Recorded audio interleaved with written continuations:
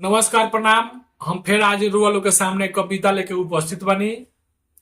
ई जौन कविता ह हमनी के देश के बारे में बा। एक कविता के मेन शीर्षक ई बा कि हमनी के देश के लोग के कतनो कोई एकरा के विभाजित करे के कोशिश करी या देश के विभाजित करे के कोशिश करी, ई देश कभी अलग नहीं हो सकत। अखंड भारत ह, ई कहियो खंडित नहीं हो सकत। हम यही ऊपर कुछ कविता लिखे के कोशिश कैले बानी। रोलोग से जहां तक रोलोग से यह हमार निहोरा बा कि एकरा के आगे से आगे शेयर करी और एकरा के आगे से आगे बढ़ाई लो। हम सुनावे के कोशिश करता नहीं, एकरा के लोग सुनी लो। देश विदेश त बरले बरुए, देश विदेश त बरले बरुए, आपन देश महान बा। देश विदेश त बरले बरुए, आपन देश महान बा। जेकर रक्षक वीर जवान, जेकर रक्षक वीर जवान, सारा हिंदुस्तान बा, सारा हिंदुस्तान बा। ई भारत भूमि पावन ह, ई भारत भूमि पावन ह, एकरा के का कोई जलील करी। ई भारत भूमि पावन ह, एकरा के का कोई जलील करी। भारत भूमि महान ह, भारत भूमि महान ह, एकरा के का कोई मलिन करी। जेकर रक्षक हिमालय, जेकर रक्षक हिमालय, पर्वत अउरी पठार बा। जेकर रक्षक वीर जवान, सारा हिंदुस्तान बा। एकर रक्षक वीर जवान, सारा हिंदुस्तान बा। पूरब में अरुणाचल बरुए, पूरब में अरुणाचल बरुए, पश्चिम में कच्छ रेगिस्तान बा। पूरब में अरुणाचल बरुए, पश्चिम में कच्छ रेगिस्तान बा। उत्तर में हिमालय बरुए, उत्तर में हिमालय बरुए, दक्षिण हिंद महासागर महान बा। देश विदेश त बरले बरुए, आपन देश महान बा, आपन देश महान बा। जेकर रक्षक वीर जवान, सारा हिंदुस्तान बा, सारा हिंदुस्तान बा।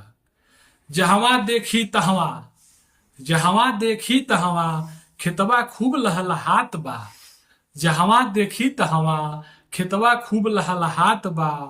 पूरा देश के अन्नदाता, पूरा देश के अन्नदाता, आपन पूर्वज किसान बा। पूरा देश के अन्नदाता, आपन पूर्वज किसान बा। देश के रक्षा करे खातिर, देश के रक्षा करे खातिर हरदम खड़ा वीर जवान बा। एक एक केहू का आंख दिखाई, एक एक केहू का आंख दिखाई। जेकर रक्षक सारा हिंदुस्तान बा, जेकर रक्षक सारा हिंदुस्तान बा। प्राकृतिक भी ई धरती पर, प्राकृति भी ई धरती पर, आपन मेला लेके आवत बा। प्राकृति भी ई धरती पर, आपन मेला लेके आवत बा। चारों ऋतु से भरल पुरल बा, चारों ऋतु से भरल पुरल बा। धरती के स्वर्ग कश्मीर कहावत बा, धरती के स्वर्ग कश्मीर कहावत बा। ये धरती के भाग कहीं, ये धरती के भाग कहीं, जहां देव तो ऋषि आवे खातिर रिझात बा। ये धरती के का भाग कहीं कि जहां देव तो ऋषि आवे खातिर रिझात बा। देश के रक्षा करे खातिर हरदम वीर जवान बा, हरदम वीर जवान बा। एक एक केहू आंख दिखाई, जेकर रक्षक सारा हिंदुस्तान बा। जेके रक्षक सारा हिंदुस्तान बा, जेके रक्षक सारा हिंदुस्तान बा।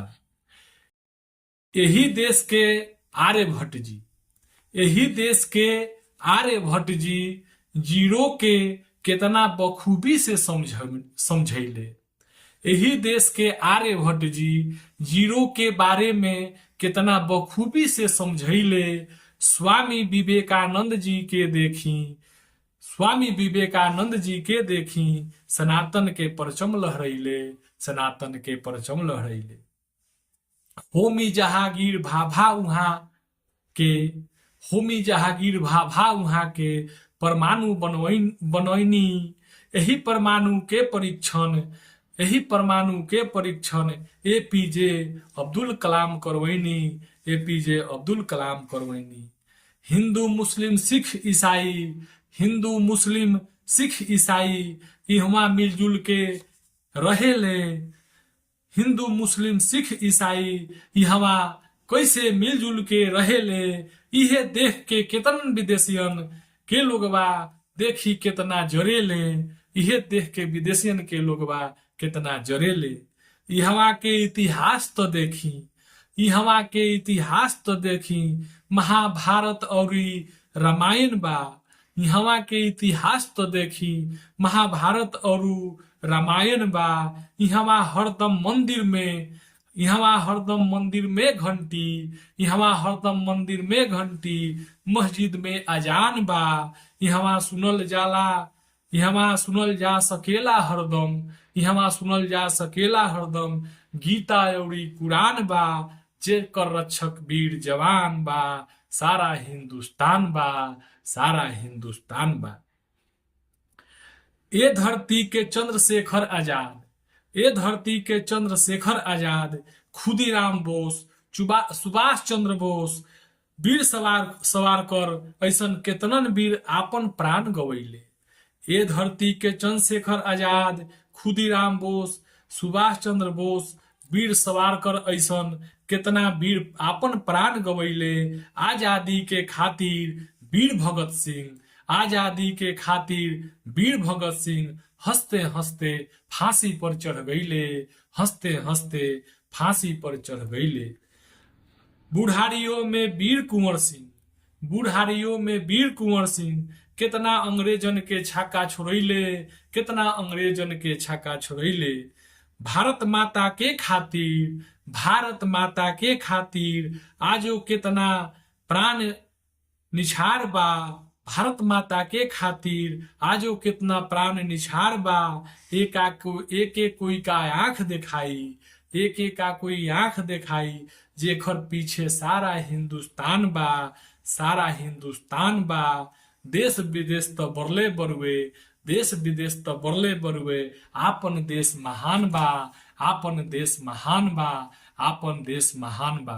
जहां तक आशा बा कि लोग एकरा के कविता के बहुत प्यार और दुलार देम लोग, एकरा के ज्यादा से ज्यादा शेयर करेम लोग, और एकरा के सुशील कुमार प्रेमी ऑफिशियल के नाम से यूट्यूब पर लोड बा। और लोग एकरा के देखी लोग और खूब प्यार दुलार दी लोग और ज्यादा से ज्यादा शेयर करी लोग। फिर एक से बढ़ के कविता लोग के सामने सुनने के मिली। बहुत बहुत धन्यवाद, नमस्कार, प्रणाम, आदाब।